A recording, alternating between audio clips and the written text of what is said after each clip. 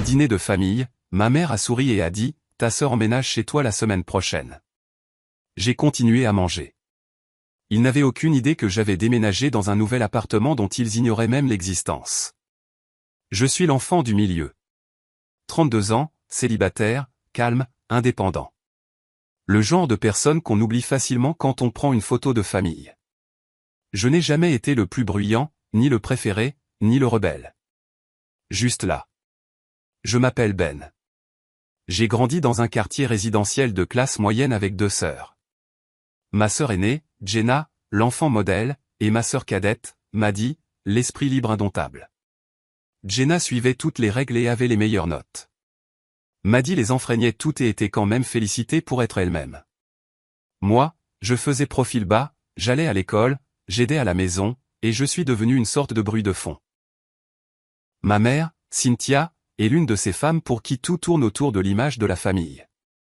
Pensez aux fêtes parfaites dignes d'Instagram, aux pyjamas assortis, tout le tralala. Sauf que derrière l'objectif, elle était plus intéressée par le contrôle que par les liens. Elle parlait à Jenna comme à une collègue, s'extasiait devant les plus petites réussites de Maddie, et me traitait comme le technicien informatique et l'homme à tout faire non rémunéré de la famille. Papa, Jim, était gentil mais absent. Il travaillait de longues heures comme courtier en prêts immobiliers, rentrait fatigué et passait la plupart de ses week-ends à bricoler dans la maison. Il n'était pas méchant, mais il ne me voyait pas vraiment non plus. Je pense qu'il supposait que tout allait bien tant que personne ne criait. Dans notre famille, dire non était considéré comme une trahison. Surtout si c'était moi. Je suis parti à l'université à 18 ans, à 4 heures de route, et ne suis jamais vraiment revenu. J'ai obtenu mon diplôme en informatique, j'ai commencé à coder en freelance pendant mes études et j'ai eu la chance d'avoir une idée d'application qui a décollé pendant la pandémie. Je l'ai vendue 2 ans plus tard pour une somme confortable. Pas assez pour acheter un manoir, mais assez pour ne plus jamais avoir à me soucier du loyer. J'ai réinvesti, continué à travailler sur des systèmes back-end pour des entreprises de e-commerce, monté une petite équipe à distance et finalement lancé ma propre société de conseil. Maintenant, je gagne un salaire à 6 chiffres en travaillant 25 heures par semaine, je vis dans un élégant appartement de 2 chambres dans une tour du centre-ville, et j'ai toute une partie de ma vie dont personne dans ma famille ne sait rien. Pourquoi? Parce qu'ils n'ont jamais demandé. Et je n'ai jamais rien proposé. Si vous n'êtes ni Jenna ni Maddie, ma mère ne pose pas de questions. Si vous n'êtes pas visiblement en difficulté, elle ne remarque rien. Alors j'ai appris à tout construire discrètement, mes relations, mes revenus, mes limites.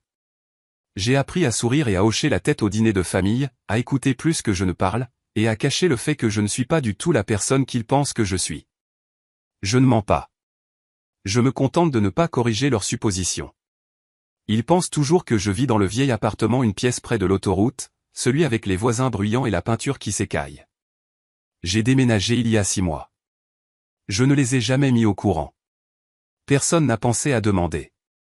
Ils pensent toujours que je travaille simplement de la maison, et non que je dirige une petite équipe avec des clients internationaux. Pour eux, je suis toujours celui sur qui on peut compter pour les conduire à l'aéroport, pour le support technique, pour aller chercher Maddie de n'importe quelle situation dans laquelle elle s'est encore fourrée. J'ai fixé des limites. Ils ne les ont juste jamais remarquées. Ce qui m'amène à ce dîner. Un de ces dîners dominicaux familiaux forcés. Jenna et son fiancé parlaient de leur future lune de miel. Maddie en était à son 3e verre de vin et montrait un nouveau tatouage qui disait « Respire » en écriture cursive. Papa était absorbé par le match à la télé, en mode silencieux. C'est à ce moment-là que ma mère l'a dit, nonchalamment, comme si elle annonçait la météo. « Ta sœur emménage chez toi la semaine prochaine. » Je n'ai pas levé les yeux, pas sourcillé. J'ai juste pris une autre bouchée de purée. Ils n'avaient aucune idée que j'avais déménagé dans un nouvel appartement dont ils ignoraient même l'existence. Le silence qui a suivi la phrase de ma mère a duré environ 2 secondes. Puis Maddie a ri, renversant un peu de son vin. « Devine quoi, t'es coincé avec moi, béni mon grand. » J'ai esquissé un petit sourire, sans contact visuel. J'ai continué à manger. Parce que qu'est-ce que j'étais censé dire? Bien sûr, Maddie, viens t'installer dans l'appartement que j'ai quitté il y a 6 mois. Ma mère ne m'a même pas jeté un regard en disant ça. Elle a continué à découper son poulet rôti comme si elle n'avait pas juste chamboulé ma prétendue situation de logement. Jenna a haussé un sourcil mais est restée silencieuse. Elle est maligne comme ça. Elle sait sentir l'ambiance, elle sait quand maman n'attend pas vraiment d'avis. J'ai attendu la fin du dîner. Je n'ai pas fait de scène, je n'ai pas discuté. J'ai aidé à débarrasser la table, j'ai dit au revoir et je suis parti comme si de rien n'était.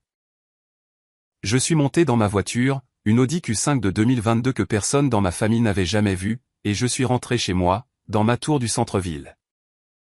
Je suis resté une minute dans mon entrée, regardant autour de moi. Lignes épurées, hautes fenêtres, éclairage doux, mobilier minimaliste. Un espace qui était entièrement le mien, et personne ne le savait. Ça avait toujours été le plan.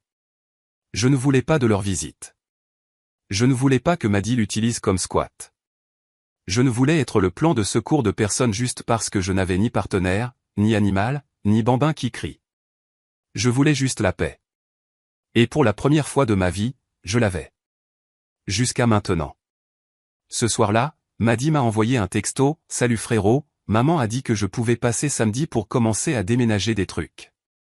J'amènerai quelques amis pour aider. » Pas de « Est-ce que je peux ?» Pas de « Ça te va ?» Juste une information, comme si j'étais le portier.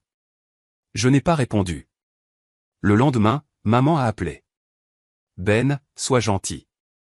Elle a juste besoin d'un peu de soutien le temps de s'organiser. Tu as de la place. » Ce n'est pas pour toujours. J'ai failli rire. Pas pour toujours? On parlait de Maddy. La fille qui ne pouvait pas garder un travail plus de 3 mois, qui m'avait emprunté de l'argent plus de fois que je ne pouvais compter et ne l'avait jamais remboursé. C'est la famille, a ajouté maman. Et tu es le plus stable. Ah, oui. Ma récompense pour être responsable, une responsabilité sans fin. Voilà le truc, je ne voulais humilier personne. Je n'essayais pas de me venger de Maddy ou de faire une scène. Je voulais juste ne plus être l'enfant du milieu invisible, qui ne devenait visible que lorsqu'il y avait un gâchis à nettoyer. Alors j'ai fait ce que je fais de mieux, j'ai planifié. Samedi est arrivé. J'ai passé la matinée à boire du café sur mon balcon, surplombant la ville. Vers midi, j'ai reçu une photo de Maddy. Elle, avec 2 de ses amis artistes marginaux, devant mon ancien immeuble, avec des cartons et un air perplexe. Puis l'appel est arrivé. « Ben, t'es où ?»« À la maison », ai-je dit calmement. « Quoi ? » ?»« Non, c'est pas vrai. Je suis chez toi. »« Non, tu es à mon ancien appartement. » Silence. « T'as déménagé ? » ?»« Il y a 6 mois. »« Et t'as rien dit à personne ? » ?»« Tu n'as pas demandé. » Elle a explosé. M'a traité d'égoïste, de manipulateur et d'élitiste, quoi que ça veuille dire. A dit que maman était furieuse, que je l'abandonnais dans son moment de besoin. Je l'ai laissé se défouler. Puis j'ai raccroché. Puis j'ai éteint mon téléphone et j'ai ouvert un livre. Le dîner de famille suivant fut silencieux. Pas d'une manière paisible. Plutôt comme l'air avant un orage. Je suis arrivé en retard exprès. Décontracté, imperturbable. Jenna m'a lancé un regard entendu quand je suis entré. Maddy ne voulait même pas me regarder. Elle faisait défiler son téléphone avec des soupirs dramatiques toutes les quelques secondes, agissant comme si je lui avais volé son avenir. Maman avait ce regard. Lèvres pincées, des yeux qui criaient, « Je suis déçu mais j'essaie de garder mon sang-froid. » Papa regardait juste le match à faible volume, comme toujours. Je me suis assis. Personne n'a dit bonjour. Intéressant de ta part de te montrer, a dit maman en me passant la corbeille à pain sans me regarder. Je l'ai prise. Heureux de te voir aussi. Elle n'a pas répondu. Le dîner fut silencieux, à l'exception des reniflements de Maddy et du cliquetis occasionnel des couverts. Puis, à mi-chemin, maman a posé sa fourchette et m'a regardé droit dans les yeux. Tu as mis ta sœur dans l'embarras. J'ai failli rire. En ne l'hébergeant pas sans qu'on me le demande ? Ne sois pas suffisant, Ben. Elle comptait sur toi. Nous comptions tous sur toi. C'est ta sœur. C'est drôle, ai-je dit. Je ne me souviens pas d'avoir été consulté. Je me souviens d'avoir été informé. Elle est dans une situation difficile, a dit maman. Elle avait besoin d'aide. Je l'aide depuis des années. J'ai payé sa facture de téléphone l'été dernier. J'ai couvert son loyer quand elle s'est fait virer de cette boutique. Je suis même allé la chercher à 2 heures du matin après sa dispute avec son ex, tu te souviens? Silence. Tu l'as dit toi-même, ai-je ajouté. Je suis le plus stable. Alors pourquoi est-ce qu'être stable signifie que je dois me laisser marcher sur les pieds? Maddy a finalement levé les yeux. Tu te crois meilleur que nous parce que tu as déménagé dans un appartement de luxe? Non, ai-je dit. Je pense que je suis simplement mieux loti. C'est Jenna qui a brisé le silence. Peut-être qu'on devrait tous arrêter de supposer que Ben va nous sauver la mise à chaque fois que les choses tournent mal. On aurait pu entendre une mouche voler. Maman s'est tournée vers elle, décontenancée. Tu prends son parti? Je prends le parti de la personne qui a fait plus pour cette famille que quiconque ne le remarque. C'était la première fois que je voyais maman vraiment sans voix. Après le dîner, Jenna m'a pris à part dans l'allée. Je ne savais pas que tu avais déménagé, a-t-elle dit. Mais honnêtement, tant mieux pour toi. Merci. C'est bien? Calme. Propre. À moi. Elle a souri. Tu as le droit d'avoir ta propre vie, tu sais. Tu ne nous dois pas chaque parcelle de celle-ci. J'ai hoché la tête, ne me faisant pas confiance pour dire quoi que ce soit. Puis elle a ajouté, ne te fais pas rare. Tu n'es plus invisible. Et juste comme ça, j'ai réalisé quelque chose. Ce n'était pas la catastrophe, c'était la réplique de quelque chose qui devait s'effondrer. Une semaine a passé, puis 2. Pas d'appel de Maddy. Jenna m'a envoyé un mème une fois sur les groupes de discussion familiaux qui m'a fait rire, mais sinon, le silence a tenu. Puis maman s'est présentée à l'improviste à mon ancien appartement. Le locataire actuel, un étudiant diplômé nommé Oliver à qui j'avais sous-loué, m'a appelé, confus. Il y a une femme à la porte qui demande où tu es. Elle dit que c'est ta mère. J'ai failli lui demander de lui dire que j'avais déménagé sur la Lune. À la place, je lui ai envoyé un texto. Tu es allé à mon ancien appartement. 3 points de suspension. Puis, tu as laissé Maddy en plan. Elle est de retour à la maison, malheureuse. C'est comme ça que tu nous remercies? Remercier. Comme si toute mon existence était une dette que je n'avais jamais fini de payer. Je n'ai pas répondu. Mais je ne l'ai pas bloqué non plus. J'ai laissé passer encore quelques jours. Je voulais de l'espace, pas une guerre nucléaire. Puis, un jeudi soir tranquille, je l'ai invitée à prendre un café. Terrain neutre.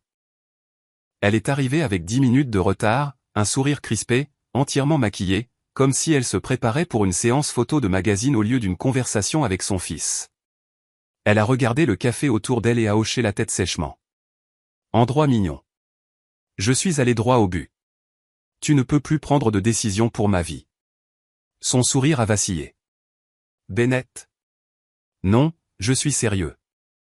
J'ai passé des années à laisser cette famille me traiter comme l'option par défaut, le contact d'urgence, la roue de secours. Et j'ai laissé faire parce que c'était plus facile que la confrontation. Mais je ne le ferai plus.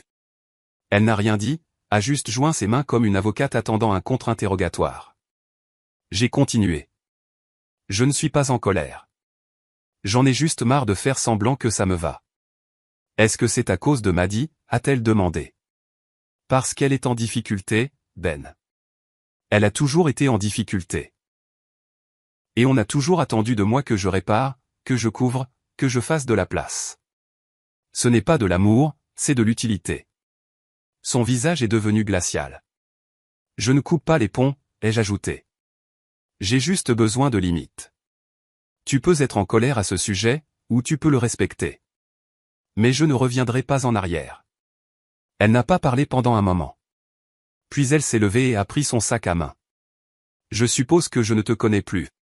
Et pour la première fois, j'ai souri. Je suppose que non. Ça fait 3 mois. Maddy est toujours chez papa et maman. Elle a essayé de me faire culpabiliser une fois de plus, mais je l'ai ignoré. Jenna et moi nous parlons régulièrement maintenant. Pas des conversations profondes, mais des vraies. Et moi, je vais bien. Vraiment bien. J'ai ajouté une serrure à clavier à la porte de mon appartement. J'ai construit une bibliothèque sur mesure.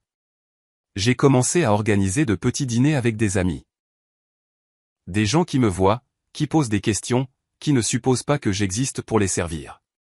Parfois, Je pense à combien de temps je me suis laissé être invisible juste pour maintenir la paix. Mais la paix construite sur le fait d'être invisible, ce n'est pas de la paix. C'est un étouffement silencieux. Je ne suis plus le bruit de fond. Je suis l'architecte de ma propre vie. Et non, Maddy n'emménagera pas. Ni maintenant, ni jamais.